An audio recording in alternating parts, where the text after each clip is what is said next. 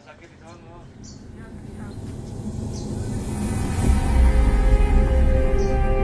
kami, Sungai Cisadane adalah sumber kehidupan.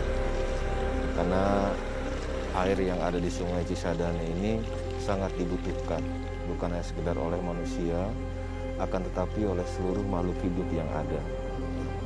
Sungai Cisadane adalah hajat hidup seluruh makhluk, sehingga menurut kami patut untuk kita jaga, untuk kita lestarikan. Merawat Cisadane ya sama dengan merawat diri kita sendiri.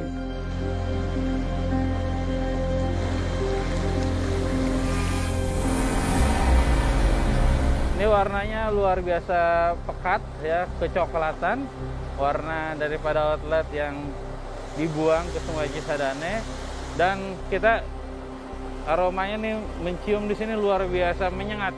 Dari 2012 sampai ke 2017 kayak gitu, kita intens melakukan edukasi perubahan perilaku terhadap masyarakat. Karena sebetulnya kan kehadiran kita itu bukan hanya sekedar bagaimana mengelola sampah, bukan hanya sekedar meminimalisir sampah. Agenda besar kita adalah bagaimana melakukan perubahan perilaku terhadap masyarakat. Karena mereka merasakan ketika banjir, ya sampah yang mereka buang itu kembali lagi ke rumahnya. Tanpa emas dan permata kita masih bisa hidup ya. Nggak ada uang aja kita masih bisa hidup. Tapi tanpa air, makhluk hidup semua mati.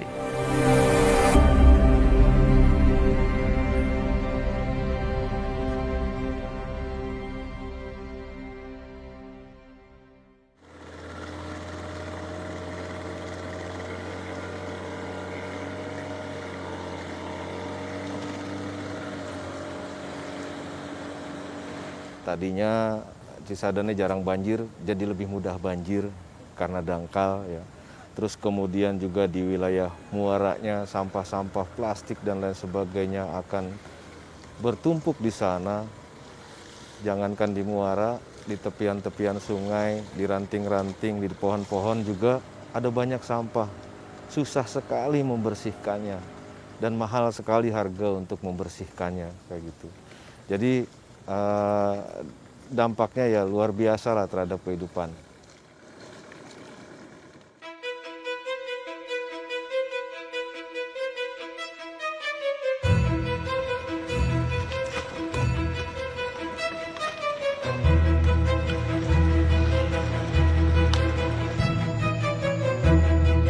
Karena sampah-sampah yang ada di sungai itu bukan dibuang oleh 1-2 orang, tapi jutaan orang yang membuang ke sana. Karena Cisadane melintasi 4 kota dan kabupaten, Bogor, Kota Tangsel, Kota Tangerang, Kabupaten Tangerang. Kalau satu kotanya itu 1 juta orang saja, udah 4 juta orang yang buang sampahnya ke Sungai Cisadane. Belum lagi kemudian dari fasilitas pembuangan sampah seperti TPS ilegal, misalkan ada TPA dan lain sebagainya. Masyarakat kita terbiasa ya sampah itu dikumpulkan kemudian dibakar dulu. Nah itu perilaku itu sudah berpuluh tahun, tapi ada yang membedakan. Kalau dulu sampah yang dikumpulkan dan dibakarnya itu mungkin hanya sekedar sampah daun-daunan. Sampah daun pisang, sampah daun nangka, sampah daun mangga gitu ya. Tapi kalau sekarang kan tidak, karena ya rata-rata sudah menggunakan plastik dan lain sebagainya. Jadi udah bercampur-campur itu sampahnya. Banyak orang hanya sekedar membuang saja atau mengambil saja air Sungai Cisadane. Akan tetapi bagaimana merawatnya itu sangat jarang sekali.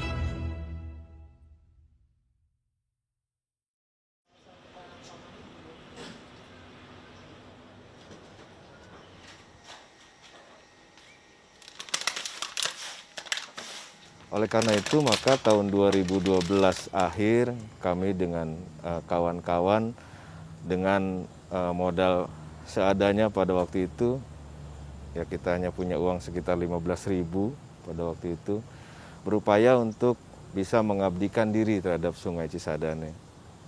Ya, sisa usia ini kita abdikanlah di Sungai Cisadane dengan apa? Dengan membangun bank sampah Sungai Cisadane. Nah, misinya adalah bagaimana kami bisa melakukan komunikasi perubahan perilaku. terhadap masyarakat dan terutama pada diri kami sendiri dulu kayak gitu. Untuk tidak membuang sampah ke Sungai Cisadane atau untuk tidak menjadikan sungai sebagai tempat sampah. Tentunya untuk merubah perilaku itu tidak semudah membalikan telapak tangan, membutuhkan komunikasi yang efektif. Nah, apa komunikasi yang efektif? Makanya kita buatkan tempat seperti di Bangsa Suci yang pertama itu di sana. Kita buat rapi tempatnya, saung-saungnya kita siapkan, mereka bisa ada pertemuan di situ, ada reuni di situ, bikin acara komunitas segala macam di situ, nggak jadi masalah. Akan tetapi misi kita adalah mengenalkan mereka, mengenal dulu. Kepada siapa? Kepada sungainya, kepada Sungai Cisadane. Ini lihat sungaimu, kayak gitu kan, ini lihat sumber kehidupanmu. Mereka kan turun ke bawah sungai, naik perahu, bisa mencium aromanya. Oh, kok aromanya bau-bau begini ya, amis-amis kayak begini ya, kenapa? Kok sampahnya masih banyak dan lain sebagainya gitu.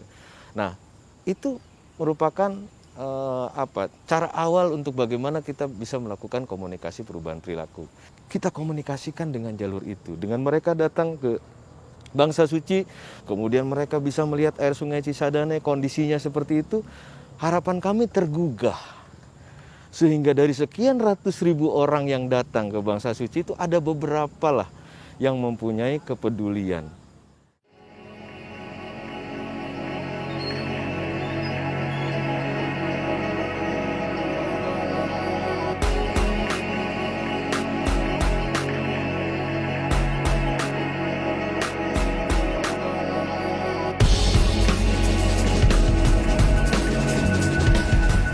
Di 2017 itu kita pernah baca sama-sama bahwa sungai terkotor di dunia itu adanya di Indonesia, Sungai Citarum.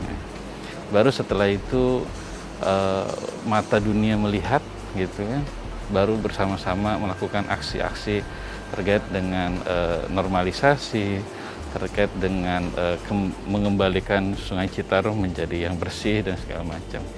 Nah, oleh karena itu Sungai Cisadane ini jangan menunggu menjadi sungai terkotor untuk melakukan aksi-aksi itu kayak gitu.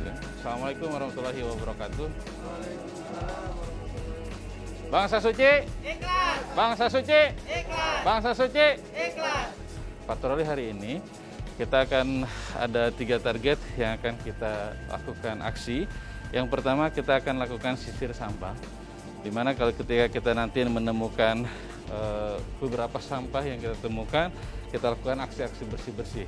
Dengan yang disiapkan di dalam perahu kita ada alat serokan dan juga alat untuk mengumpulkan sampahnya. Nanti setiap temuan sampah yang kita temukan selama melakukan sisir sungai, melakukan patroli, kita lakukan aksi bersih-bersih sampah yang bisa kita ambil dan kita bersihkan. Lalu yang kedua, kita nanti akan mencari target TPS yang ada di bantaran sungai. Nah, apakah masih terdapat tempat pembuangan sampah yang ada di bantaran sungai? Nanti kita akan tentukan koordinat di sana untuk kita laporkan kepada pihak-pihak terkait dan nanti kita tentukan titik koordinat ini supaya bisa dibersihkan. Lalu yang ketiga, kita juga akan menyusuri apakah nanti di outlet limbah industri itu sedang lakukan upaya pembuangan limbah yang saat patroli itu. Nah, nanti ada tim yang melakukan dokumentasi terhadap outlet industri yang melakukan pembuangan limbah kepada Sungai Cisadane. Kita berdoa menurut agama dan kepercayaan.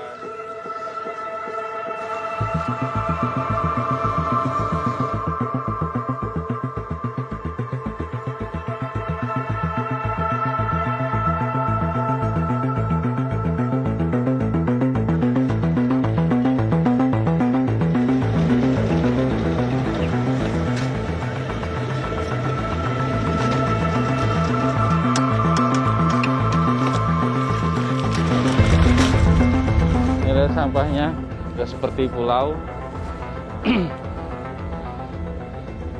Luar biasa nih sampah yang ada di Sungai Cisadane, nggak bisa bergerak ini. Ya, Sungai Cisadane ini kan sebetulnya sumber kehidupan bagi masyarakat Tangerang Raya ya. Karena PDAM, AETRA, termasuk PDAM Kabupaten, Tirta-Kertajati semuanya ngambil sumber airnya, air bakunya itu dari Sungai Cisadane. ya sangat vital dan krusial sekali kondisi Sungai Cisadane ini. Di bantaran ini dulunya itu tempat pembuangan sampah sementara, yang sekarang itu sama masyarakat sekitar karena ada terjadi perubahan perilaku, adanya kesadaran masyarakat, sehingga yang dulunya tempat pembuangan sampah sekarang menjadi taman masyarakat lah, yang dimanfaatkan untuk sebagai destinasi wisata lah. Kalau kita saling mengandalkan, oh ini kewenangannya pemerintah, oh ini harusnya tanggung jawab pemerintah, ya nggak selesai-selesai ya. Jadi saat itu kita hanya berpikir sederhana, apa sih yang bisa kita lakukan kayak gitu. 2012 itu kita masih seperti komunitas lah ya. Di Desember akhir itu kita sama-sama kawan-kawan, cuma sekitar 5-6 orang lah, merintis bagaimana melihat situasi sungai saat itu yang sangat memprihatinkan dan tidak ada yang ikut serta merawat gitu. Maka atas kesadaran itulah kita membuat bank sampah Sungai Cisadane. Kita berpikir untuk bagaimana meminimalisir sampah dengan membentangkan rakit bambu kayak gitu agar sampah-sampah yang melintas ini bisa terjegat gitu. Nah, hasil sampah yang terjegat ini kita lakukan pemilihan di sana. Ada berbagai banyak, hampir 176 jenis sampah yang nyangkut di rakit itu dan kita pilah. Ini adalah tambang emas yang hasil kita temukan di Sungai Cisadane. Ada yang sudah kita pilah. Beberapa sampah plastik ya masih bisa, ya ini masih bisa dipakai nih nanti buat drigen. Ada beberapa plastik ember bekas pot, nah ya ini ada kaleng, ada bekas celengan, ada juga sepak bola, ini ada bola plastik ya, ada bekas ember bekas. Nah, banyak. Setidaknya kita meminimalisir sampah yang melintas kayak gitu agar tidak sampai ke wilayah kota dan bermuara khususnya ini ke pantai kayak gitu kan. Karena di Tanjung Burung di sana tuh muaranya sangat luar biasa, bahkan sempat viral menjadi pulau sampah di sana. Jadi kita tidak menginginkan itu terjadi. Maka upaya yang harus kita lakukan adalah kita meminimalisir di sungainya kayak gitu.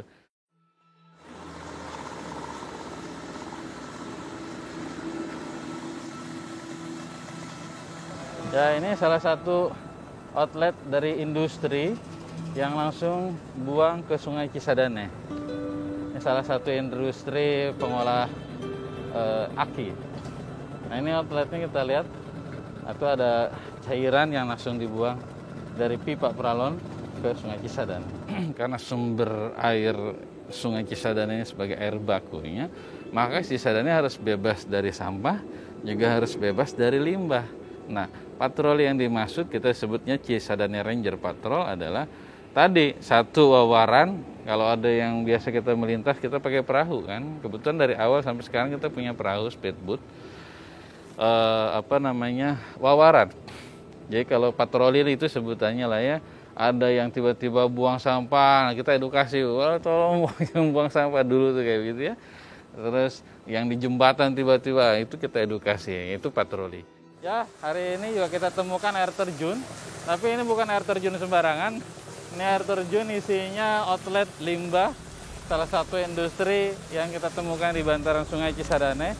Kita lihat tadi gambarnya, kita tampak ini buih-buih daripada buangan outlet yang ada di air terjun ini.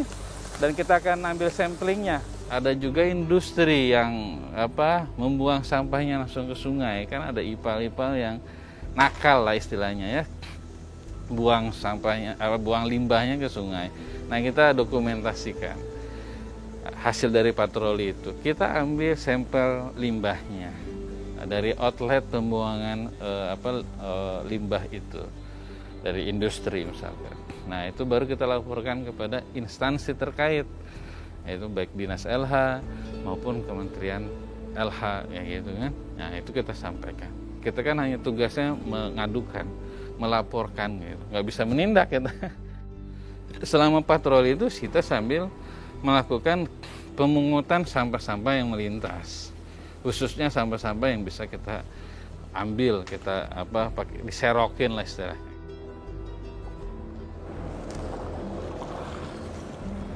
Kan ada juga kayak misalkan yang melintas kasur kayak gitu kan, itu gelondongan gitu kan, atau ada bekas pohon yang tumbang segala macam, nggak mungkin kita angkut gitu ya. Jadi ya pada saat patroli yang melintas itu kayak tadi sampah-sampah yang bisa kita pungut, yang bisa kita serok, yang bisa kita ambil, nah kita lakukan pembersihan melalui patroli itu yang kita lakukan.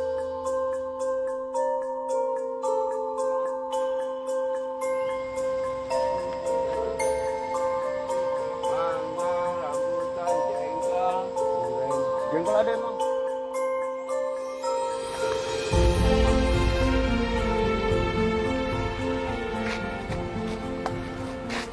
Wah, Cil, kumaha babatna teh? Anggeus sih, tapi kaditunya. Cil, coba dikorek itu geus sabaraha bulan deui nya panen teh. Berapa bulan lagi? Nah, ini bibitnya masih bisa ditanam lagi nanti tempat lain. Bisa dipindah. Cabut, pindah, tanam lagi ya. Iya, Jadi bisa lebih banyak lagi kan? banyak. Itu juga kita bikin di seberang itu arboretum atau taman laboratorium fruit and flower, buah-buahan dan bunga-bungaan itu di seberang. Ada 56 jenis tumbuhan buah-buahan yang kami tanam di sana. Kayak begitu di arboretum itu. Ada jambu mete, ada jamblang, ada nanam, ada daroak kayak gitu kan, dan lain sebagainya kami tanam di sana. Terutama tumbuhan-tumbuhan buah ya, yang ada di Tangerang Raya ini sudah nyaris punah dan sudah berubah fungsi. Dulu Pagedangan misalkan, itu wilayahnya itu dia endemik dari rambutan parakat, curug gitu kan, rambutan parakat. Sekarang udah nyaris punah rambutan parakan, bahkan harganya juga mahal.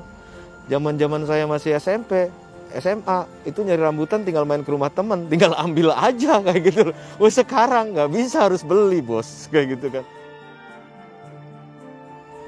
Nah dari situ kemudian, ya, mudah-mudahan semuanya berpikir bahwa iya, benar bahwa air adalah sumber kehidupan. Kita harus jaga, kita harus rawat sungai ini. Karena ini kepentingannya bukan kepentingan siapa-siapa. Ini kepentingan tubuh kita. Kalau airnya tidak beracun kan tubuh kitanya juga sehat.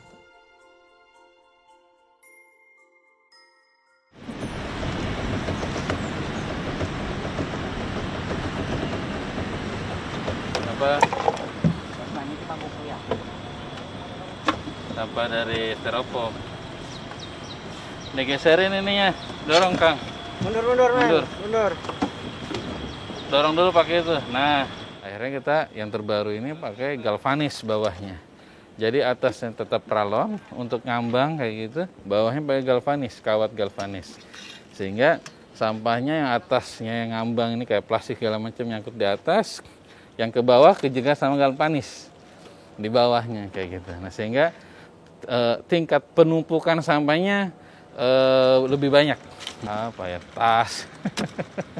Ada rangsel dan banyak, ada yang melintas kayak gitu. Apa sebisa mungkin sampah yang kita tangkap di sini, sampah yang kita jegat di Sungai Cisadane ini tidak ada yang dibuang ke TPA, dimusnahkan ya.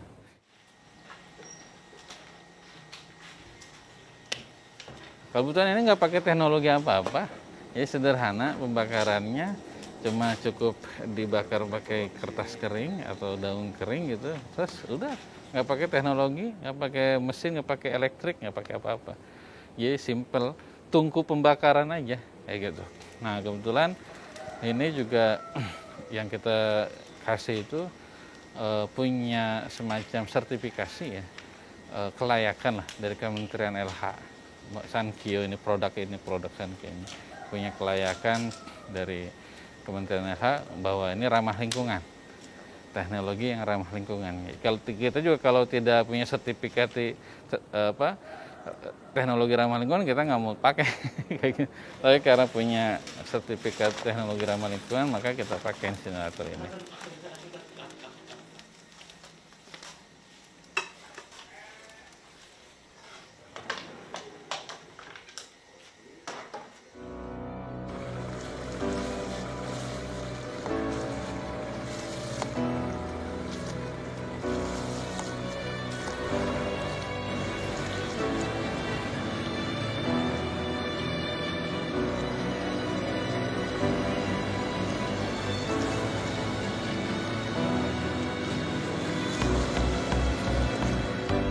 Kita inginkan adalah bahwa kita tidak berhenti di sini, gitu kan.